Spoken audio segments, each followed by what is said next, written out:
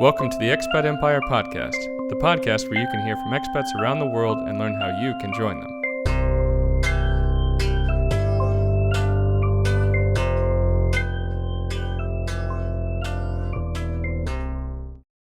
Hey guys, before we get to the interview, I want to remind you that we're offering free 30-minute consulting calls to anyone interested in moving abroad. Whether you're thinking about retiring somewhere warm, starting the next chapter of your international career, or even becoming a digital nomad, we're ready to help you think through the next steps in your journey. Send us a message at expatempire.com and schedule a call today. With that said, let's start the conversation. Hey Dinasha, thanks for joining us today on the Expat Empire Podcast. Hey, David. Thanks so much for having me. Great to be here. Yeah, it's great to connect with you again. We've worked together in the past in Japan, and our paths split and diverged a bit, and you've had a lot of interesting experiences since then. So it's a pleasure to catch up and, of course, to hear about everything that's happened in the intervening years. Yeah, it's definitely good to see you and remember some of those experiences we had. It's great. Absolutely. So let's get into it. And of course, first, I'd love to know a bit more about your background and everywhere you've lived around the world. So if you could tell us where you're originally from, where around the world you've lived so far, and where you're currently based, that would be great. Sure. Well, I guess the tale dates back to my parents being immigrants from Sri Lanka, and they came and settled in the U.S., became U.S. citizens. I was born in the U.S., grew up in California, and other than travel, never really, uprooted because we had come so far. And, went through school and college all in the California area. And then, started my career and, kind of had checked all the boxes, got married, had a kid, was living in the suburbs, and sort of looked up and went, is this it? It just felt this Titanic kind of shift of wanting to do something different and rip the Band-Aid off. And that's when my husband decided to raise his hand. He works in insurance for an overseas opportunity, and it just moved so quickly. We had no idea. I envisioned Paris, Mm-hmm. but when he came home and he was like, Tokyo, and I'm like, Tokyo? Oh my gosh, I have no clue about, its culture or the industry there. So just started doing research, and it seemed like a blink that we were loading up and heading to Japan and embarked on what ended up being an experience of a lifetime for sure. When we first headed out, I was unable to transfer with my work in tech. Mm-hmm. And so I got there thinking I would just be a trailing spouse. And there's a lot of, things that come with that, when you're leaving a career and now you're a trailing spouse and, didn't speak the language, immediately entered into taking Japanese and explored and was enjoying that, but always felt like I'm just a career person. Right. Like it was just something that was drawing me back in. So I was able to actually register with some foreign recruiting agencies in Japan. And, I was surrounded by the likes of women who had MBAs and worked for Johnson & Johnson and, are these like accomplished women who were also at home with their children and were resigned to the fact of, this is sort of what being a trailing spouse of an expat life was going to be. And so they looked at me like I was a little bit crazy, that I was actually looking for a job. Right. I managed to register my resume and have like introductional interviews with recruiting firms and wondered if I would get to ever have an opportunity since I didn't speak Japanese. And lo and behold, I got a call from ASICS Sportswear, and company is a Japanese company, and was able to get a role, kind of a ground level role And it wasn't about the money. It was about, assimilating into the workforce in Japan, which is such a core part of their culture. Mm-hmm.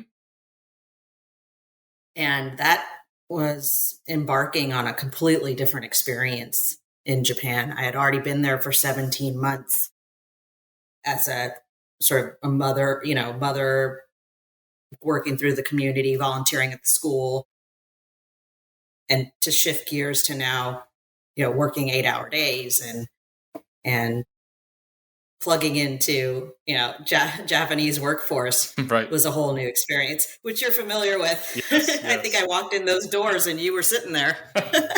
Yeah, I forgot about the timing exactly, but yeah, it definitely was an interesting experience for both of us. I'm glad we were able to go through that. And yeah, so where did things kind of head for you from there in terms of other assignments abroad and where you're kind of based today? Yeah, so from there, continued to live and work and enjoy the just Japan is so rich. It's, people from the outside see it as a very insular place, but with that comes this preservation of just a pristine culture and landscape and such a beautiful design, art, the way that they approach everything, even Mm-hmm. just like I remember I went to the store and I ordered deli meat and they had wrapped it in this beautiful envelope with a seal on it. And I was like, wow, this is the best deli meat I've ever bought. But from there, lived and worked for almost 5 years in Japan.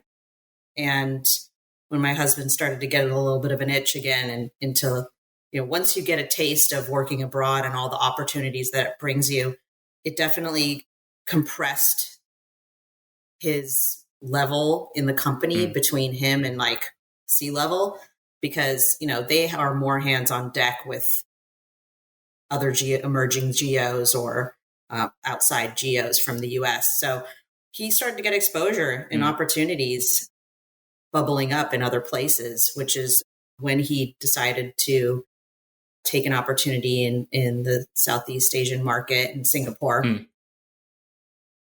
And I fortunately had the support at ASICS and management to get a transfer and was able to transfer to Singapore. And we moved from a beautiful 4 pristine seasons to totally humid, tropical heat. Right. But Singapore as well, they have their own unique culture and just they manage to have their own utopia there that they keep very clean and orderly and everyone's happy, right. living and working. And so we rerouted there and settled into central Singapore in the Orchard area and embarked on our journey there for 3 years before coming back to the US, which was also just a big decision. I'm sure. And a big shift once again. Absolutely. So now, of course, you're back in the States and things are quite, different there from when you left and so on. But I definitely want to dive into sort of your journey as you were talking in the beginning about, setting everything up and sort of having that lifestyle there in the United States before Japan and that opportunity came along. And you had your career based in the US as well. And so I'm sure, as you were talking about it before, this idea of a trailing spouse and not being sure if you'd be able to or if you'd want to or how you would be able to tackle trying to enter the Japanese job market. So what was going through your head in those early days and, in those ensuing months as you were gearing up to try to figure out how you could enter the market and also the other voices you were hearing, like you said, maybe other spouses that looked, thought you were a bit crazy or thinking of something, doing something a bit out of the ordinary compared to what they had experienced or seen in other foreigners that had moved abroad with their families. Yeah. I think I definitely went through phases of awakenings, rude awakenings, when I was still in the US trying to transfer and speaking with management at my company. And, they tried to connect with our counterpart team in Japan, and it was just, not going to happen. And they had to break the news to me that they were like, we're sorry, we would love to retain you, but we just can't, place you over there. And it was a blow, and it was a kind of a shift in like my beliefs of having to sort of follow my husband, like there's almost like a sacrifice, a compromise there. Right. But, like a leap of faith. But there's once you touch down in a new country, you're so consumed with settling in, setting up house, figuring out how to get your paperwork and your visa and everything situated, that consumed me. Right. And then also being able to just explore. I mean, there was so much to see and do and boxes to check and learning the language that, it deferred me for a significant amount of time diving into all of that and holding down the fort at home while he was settling into his job where, he had a translator earpiece that he wore all day. And so he was also dealing with a lot of, cultural shifts in the workplace. And so I didn't really think about it as much once I touched down in Japan. But then as the time started to pass, I was like, there's got to be something more here. And I actually went into consulting at first. I was writing a blog for a website that catered to foreigners. And it was just like things to see and do and foods and recipes and sort of an all encompassing what to do in Tokyo website that I was writing for. And it just sort of lit the fire of, all right, I want to start looking at things that I can do outside of just being the trailing spouse. But yeah, I did confide in some of my friends at the time who were other moms that we were working with the school on a lot of like event planning and when I got the offer from ASICS, I actually was debating taking it. And one of my friends who was not working in Japan, but held, pretty high positions back in the US was like, well, you should do it. Just, nice. Take it. Yes. And I really felt like it stuck out. Like there weren't a whole lot of moms that were working other than there were moms who were expats. And then the dad was at home. Right. It was kind of the setup, right? And you'd see the dad walking around and drop off and pick up. Right. So it was kind of like that was the formula, I think. But it was drastically different in Singapore.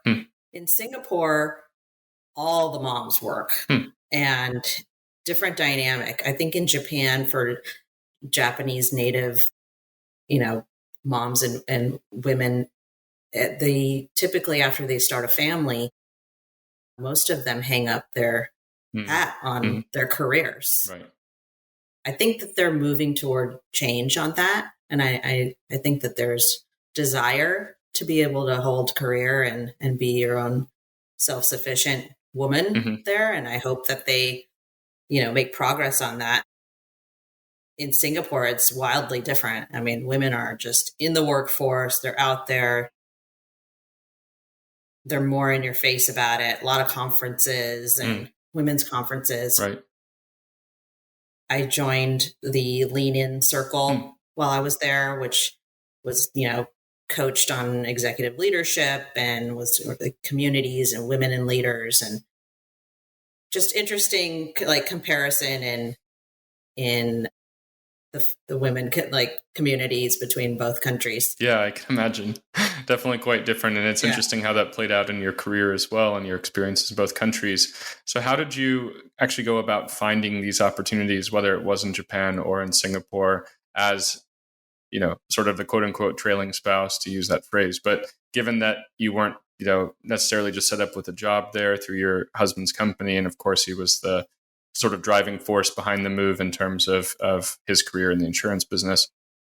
How did you find those opportunities and ultimately to get them, especially in a competitive market like Japan, where you didn't speak the language fluently, you didn't have the cultural context as much as a local person would have? So it'd be great to hear about how you made it happen. Yeah, I think in Japan, getting the job at ASICS was very kind of mechanical process and getting the contract signed. And I learned a lot and was probably made a lot of beginner amateur mistakes around that. When I moved to Singapore, I quickly realized in my ASICS job that I had lost out in a lot of autonomy and ability to drive impact to the business because I moved from the headquarters to a region that was small and had little access compared to where I was before. So I very quickly realized that it was probably time to start using my advantage of being in Singapore, where there are much more avenues to exploring job opportunities and career opportunities and making a change there. People are hopping around all over. We had a lot of US startups and Australian, European companies that have set up shop in Singapore. It's really a bustling hub. And just that set of markets there in the Southeast Asia are just like huge growth potential for most companies. So I quickly realized that I should make a move and was able to use all the general channels that we have at our fingertips here in the US. And very quickly, I think in less than a year, I was able to move on to a startup, a mobile marketing startup. And it was set up in a very modern fashion. They were in a kind of a WeWork type space in this beautiful building downtown. We had rented out a corner of a floor and was once again exposed to a nice melting pot of cultures and backgrounds. Singapore is just like people from everywhere. So a far more of us expat presence in Singapore versus Japan. Right. And it sounds like in Japan, you were able to get that job at ASICS through a recruiter. Did you also find the recruiting companies to be helpful to you in Singapore as well? Or was it just a cultural factor that made that aspect, that route to find a job in Japan easier compared to maybe in Singapore? Yeah, I did actually kept some of my network of recruiter contacts who had also made a move from Tokyo to Singapore. I was able to get my second job I held in Singapore, or actually third, was at a paid media agency. And the recruiter that placed me there, actually, I had met her in Tokyo. So the transient is sort of, amongst all of the different industries. It helps as far as like making contacts and keeping contacts. And I found it interesting too that I think ASICS, as they tried to transfer me, really would not offer me any type of expat benefits unless I relinquished my husband's expat package. Oh, really? Yeah, so their view was that only one of us should have an expat package, which unfortunately their package paled in comparison to my husband's. So I had to turn that down. Yeah, that probably would not have been the best decision, right? And they definitely made adjustments based on their currency exchange, their view of living cost. So, there were a lot of points of contention around that transition. And I think that also in Asian countries, they know when you're a trailing spouse, and they take that into consideration in the type of offer salary range that they're offering you. They know that you're, secondary income. Right. And I think there is some discrimination around that. And so you were able to actually, of course, initially keep that job at ASICS from Japan when moving to Singapore. Looking back at it now, given those challenges that you just talked about in terms of negotiating and the way they viewed you and so on, do you think that was the right decision in terms of getting set up there in Singapore with it? Or going back, would you have sort of maybe cut it in Japan and then tried to go straight into something new in Singapore after arriving? I think it afforded me a little bit more of a smoother transition to have stayed, kept the company I was at or with constant. And they actually were doing some pretty interesting and fun community type things in Singapore. So it helped me sort of branch out, make some friends, get acquainted. The Singapore office also was very Singaporean, like culture wise and work style. Even the foods that they would eat at lunch, I would join them. And so it was overall the experience, I think, was worth it, even if I may have lost like financially in the transition. And then it gave me a stepping stone to really start looking around and saying, getting the lay of the land, because everything's concentrated in that central financial district area. And so you very quickly can see like, okay, there's a lot of opportunities here and, happy hours after work. It's the place is pumping. So it's, really easy to start building a network when you touch down. So I think it kind of all panned out the way it needed to pan out.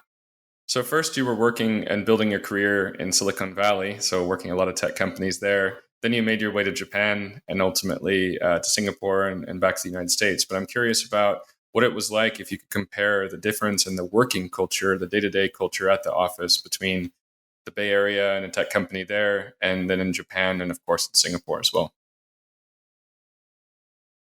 Yeah, that's interesting. Well,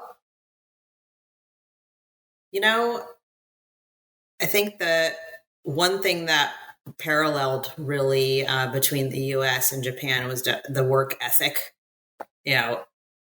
immediately upon walking into, and I have a little bit of a edge case experience in Japan because, I didn't walk into a floor of 300 Japanese people sitting there like my husband did. I walked into an office in Shibuya, which is pretty central in Tokyo, of a bunch of transplants that were we used to call ourselves the zoo. And I think what ASICS headquarters set out to do was to really kind of hire a more diverse, globalized team in order for, and many of us spoke perfect Japanese. Here's present company included here. Others of us, not so much. But I think the whole goal was for us to help globalize the company because much of their transactional revenue was happening overseas. So it was happening in the US, it was happening in Australia. And so they needed a team on the ground in Tokyo that could really rally the regions together. The regions were operating very uniquely in their own space and running their own brands pretty much. And so I think it was a really impressive move by a Japanese company to create a diverse team like ourselves that came together and help like globalize the company, unify the company. And we made a lot of headway doing that. But to answer your question, because of that differentiation, it was very unique. And so when I walked in, there was a little comfort in, my manager was French. Yeah. Right. We had a Venezuelan, we had a Swedish, we had a few Americans, handful of Americans, which was quite in ratio in number with how many Americans actually were in Tokyo, which I want to say at the time I had learned from my blog, it was only like 15, 16,000 Americans that they were targeting as far as their like email. We were definitely quite a few number sitting in that office. So I don't know if it's the reflective of like the real true immersion in the Japanese workplace, but I did get a sense of that when we would visit headquarters in Kobe. Oh yeah. So we'd go to headquarters in Kobe is when I was like eyes wide, just seeing, they have a bell that chimes for breaks. Everybody's sort of dressed, somberly, and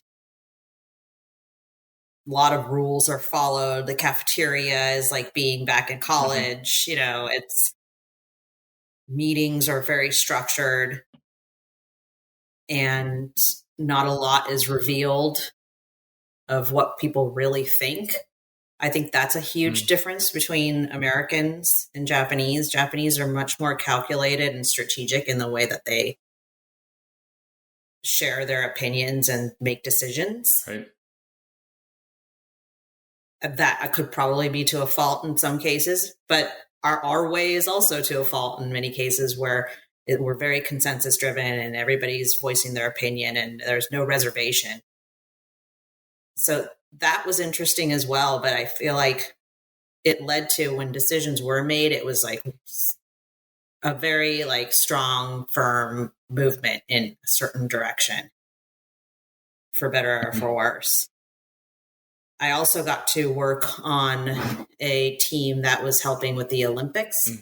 And Japan is, we just had 2020 Olympics in 2021, but just the commitment and the history, like the rich history that went into sponsoring the Olympics, being part of the Olympics, and then now working into hosting the Olympics. It was really cool to watch, just the design and the artistry that went into our brand and our presence at the Olympics. It was very like a very cool way to learn about Japanese. Yeah, that was definitely a good spot to be in, to be able to see it happening on an international stage. And yeah, as you said, working across all these global teams, it was certainly not your typical, I think, work experience in Japan. But as you said, we're still working for a Japanese company, and there were many points along the way, along the weeks and months and years, that, we could see and feel some of the influence of the Japanese headquarters and the fact that we were in Japan, even if not the main office, right? Yeah, I think we always, we may have had our own approach, direction, ideas, but we always at some point hit the, Japanese, decision making here. Mm-hmm. That was always the reality, that we were at a Japanese company. Right. And then as you transitioned in the same company, for that matter, first into Singapore, and of course had other work experiences at other companies in Singapore as well, how did you, see it change from, Japan to Singapore? They're in the same rough region of the world, more or less, let's say. Obviously very different from the Bay Area still, but I can imagine there was a big cultural shift that you felt at the workplace as well.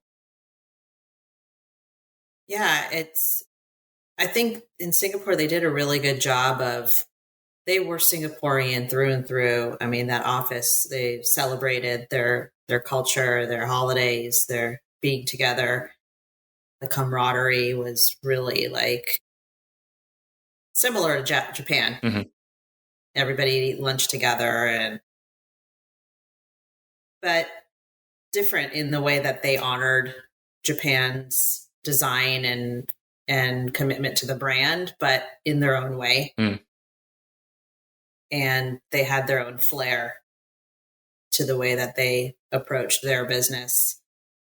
And they also had this unique, I think it's akin to Europe, because, Europe has to deal with all these different markets and languages. And I think other countries take that for granted, like how drastically different, the populations are.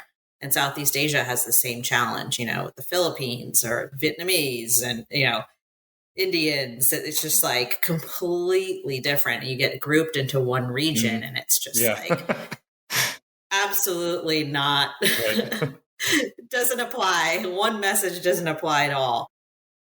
So that was really a learning experience for me, to start to recognize, wow, like there's just, these people are all so different from each other.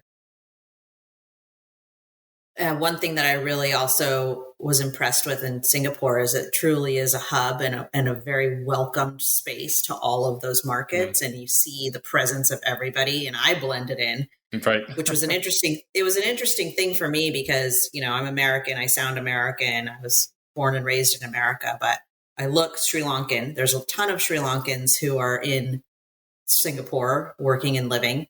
It's a typical migration path for freedom and opportunity. Mm-hmm. And, I started to realize that I didn't know how to introduce myself anymore. And, I did, in America, I would say I'm Sri Lankan, but out there, I couldn't really say I'm Sri Lankan. I had to say I'm American. Mm-hmm. Right. Right.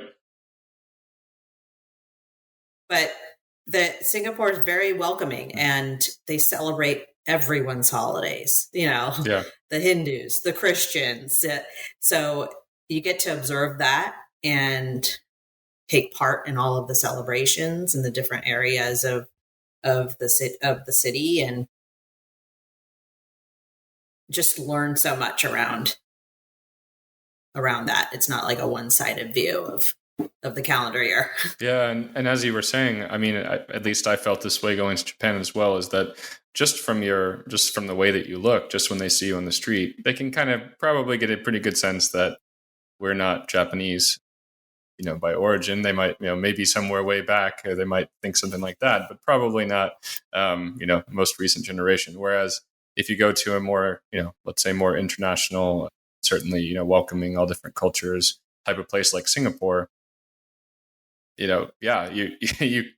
do run into that question of, are you local, or are you maybe from, a nearby country or things like that? So did it feel, I don't know, obviously you were grappling with some of those differences between the two countries, but did it feel somehow more like home, even from that perspective, or would you not necessarily say that and go that far? It felt more relative. Like, I had been to Sri Lanka many times in my childhood growing up, and, being closely connected to my family, I've had close ties with my roots and my culture.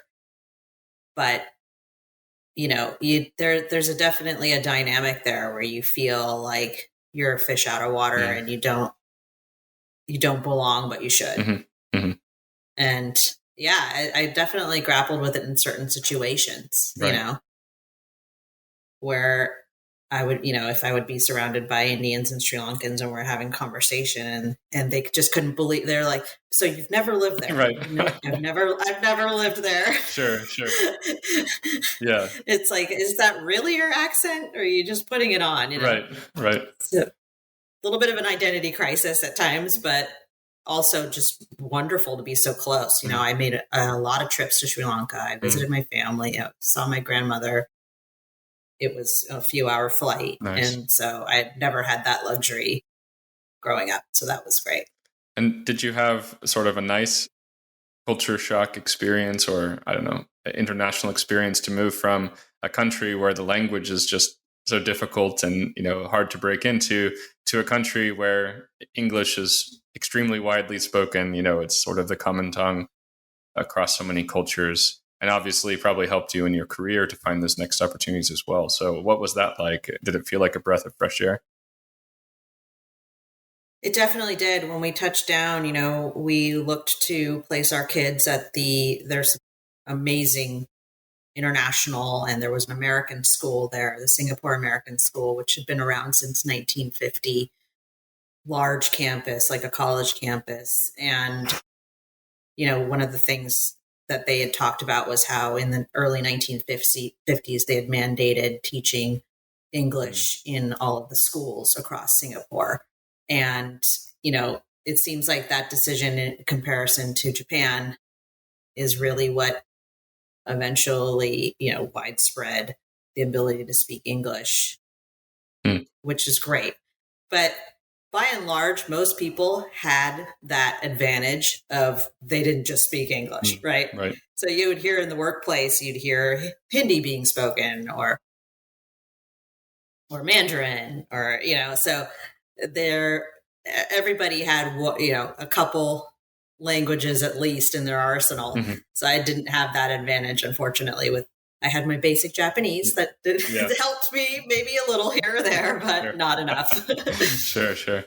So it sounds like it was, quite a good fit for you there. You and your family had the great schools. You were building your career alongside your husband's career as well. So how did it end up being that you moved back to the United States, and what sort of decision-making process did you go through to make that decision? It's an interesting journey for us foreigners when we're abroad. I think we all face the constant sort of tides inside of us of, should I go back? Oh, you went back for the holidays and you saw some old friends, and you there's like delusions of grandeur going on there. And it continued to be sort of this haunting voice to both of us over the years that just got bigger and louder and louder and louder. Finally, we were thinking, oh, maybe it's time. And, my husband got an opportunity. Just kind of, it's funny how you think about things enough, you put it out in the universe enough, and a kernel is born, right. And it just, that's kind of what happened. And I think we thought about it and we talked about it too much, and something came along. You got what you were thinking about, whether you wanted it or not. And then we went, here it is. Let's do it. Right. So got something back in California. And actually my husband's manager in Tokyo, who had lived in Tokyo for 11 years up in those Roppongi Towers, he had made his way back to California, and he's actually not from California, but so he was living and working in California. And so that he had the open door for my husband. He was like, hey, why don't you come back? You can work for me. So my husband actually is still to this day working for him. Oh, wow. Yeah. And I basically just left my job that I was at the paid media agency in Singapore. I just shut it down. I just felt like I didn't want to go through the heavy lift of the transition. And this was going back home, and it just felt like I needed to just pull the plug and just pack up and figure this out. So that's what I did. I just pulled the plug and headed back out to the US with no plan. And how long did it take for you to figure out your next plans from there? Did you just take it easy for a while, or did you just jump right back into it, just eager to get back into the San Francisco tech scene? And, I'm always trying to take it easy, and then something about me just won't let me rest. So yeah, we got back and started going out to San Francisco and bopping around and meeting up with old connections. And, it was not too long before I was hitting the pavement, starting to look for opportunities. And it was pretty hot. The market was pretty hot. We landed in the summer of 2019. So it didn't take me too long. It took me a few months to find a new role. And I think what was unique about it, though, is you kind of feel at a loss coming back from abroad to, at least to the US.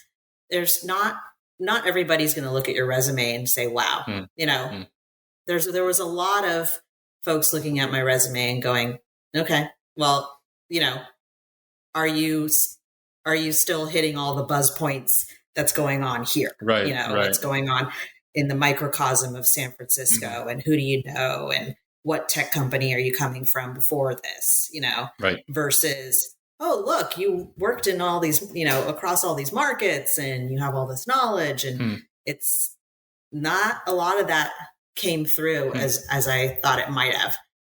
Even to this day, I wish I was leveraging more of my experience abroad than I am. And that's tough to grapple with. Yeah, that's actually a really interesting point. I've heard different things from different people over the episodes in this podcast about, well, look at all the skills that I developed abroad, or maybe it actually propelled their career forward in one way or another, gave them opportunities they might not have had in their home cities. And by the time they come back, maybe it's actually beneficial for them. But it sounds like obviously it didn't take away anything from your application for any stretch of the imagination, but maybe trying to get straight back into that Bay Area tech world. Maybe there's just more of an emphasis on exactly, the tools that you're using, and maybe the other markets weren't quite as advanced. Do you feel like that was more maybe a San Francisco specific thing? Or I don't know, do you have any other thoughts or ideas for how people can leverage those experiences effectively in the job market? Yeah, I think I was able to definitely keep up with technology, and in many areas, Asia was closer to, like, for instance, the Chinese market, which is light years ahead in certain spaces. Japan's light years ahead in certain spaces like robotics. Mm-hmm. So there were trails of that experience and knowledge that still augmented my resume in a powerful way. But I think there's a little bit of that, like, Hollywood, Hollywooditis happening in San Francisco, where it's sort of like, who right. Where have you been, where have you come from, sort of like insulars type thing, that it's just that effect that you have on a community that's so tightly wound. Right. Yeah. And I think also there's movement from globalization. We moved into more of a digital space, and now after the pandemic, and it's just changed the game a little bit on the view of, working in other markets. Yeah, that's true as well. Hopefully a bit more mobility going forward, or people choosing it for themselves even more so. I think that's what I'd like to do. I'm definitely getting the sense and the motivation to find and explore ways that I can, like, leverage my global experience. Absolutely. Or even go back out. Yeah, of course. That's definitely on the table. That's good to hear. Happy to hear that. But in those first months when you were coming back, so of course, in the back of your mind, when you're abroad, like you said, living in Singapore, wishing that you were able to see family more, maybe old friends, going back to what's comfortable to you back in the United States in some respects. And then you actually get there. Did you find that it matched your expectations, or what type of re-entry culture shock did you experience, if any, on the way back? There's a whole lot of truth to the repatriation woes. It's the whole grass is not always greener effect. You get back and everybody's been living their lives while they've been gone. They have their own communities, they have their own jobs and their routines, and you kind of have to set up new structures around how interacting with the people that you came back to interact with, and the work pace, the kids in school, that pace and schooling is different. There's culture shocks around many different corners. So it's a gut check for sure. Yeah, I can imagine. But also, I guess as we wrap up our conversation here, I definitely wanted to give you an opportunity to talk about your new foundation and, what you're doing with that, helping people to go abroad. If you could just tell us, the broad strokes of what you've been up to with that, of course, why you started it, how far it's gotten so far, and where people can find it online, that would be amazing. Yeah, not to get into the unfortunate details, but we did experience a pretty heavy tragedy that struck our son, who we lost in the first year when we got back in a accident. And rising from those ashes and kind of post-traumatic experience here, we decided to form a foundation called the Live Like Leo Foundation. And it's really giving an opportunity for youth to become global citizens by traveling abroad, and not just traveling abroad, but also contributing to the communities abroad. So we just sent 16 students, high school to college students, last summer to Costa Rica, where they were on a turtle reserve and they did consensus data. They interacted with the community. They learned about each other. everybody was going through sort of post-pan or during pandemic trauma and stress, and they were all able to formulate like bonds and experiences outside of their, closed sort of space and communities that they were in. And it's just made them big, bolder, better, as we say, global citizens. Mm-hmm. And so our foundation is committed to continuing to sponsor and provide support to these types of students to go out with our partner Global Glimpse to Latin American countries and have this experience.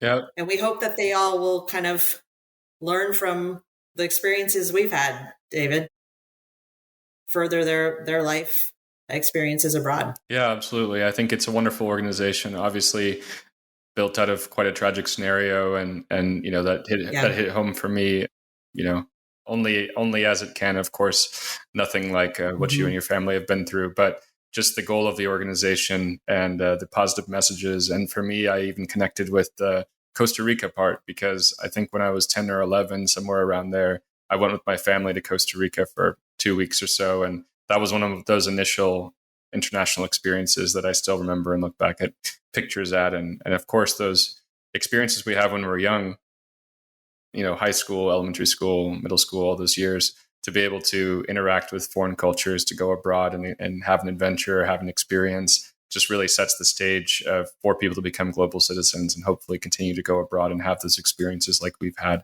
So, I was really into the foundation from day one, and I'm super happy to have you on the show to be able to talk about it, of course, about your experience and naturally to share this with our listeners as well, in case they want to be able to get involved, to, donate, support their time or their energy or their money. And so, if there's anything that they can do now, just let us know how we can really help the organization to take the next steps forward.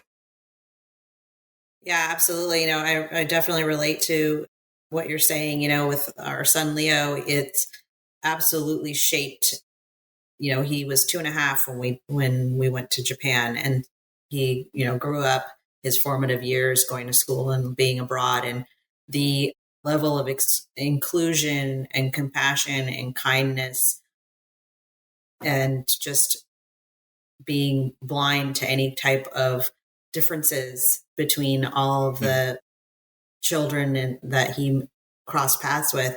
And he brought that back to the US. And we really saw that his experiences abroad helped open his perspective.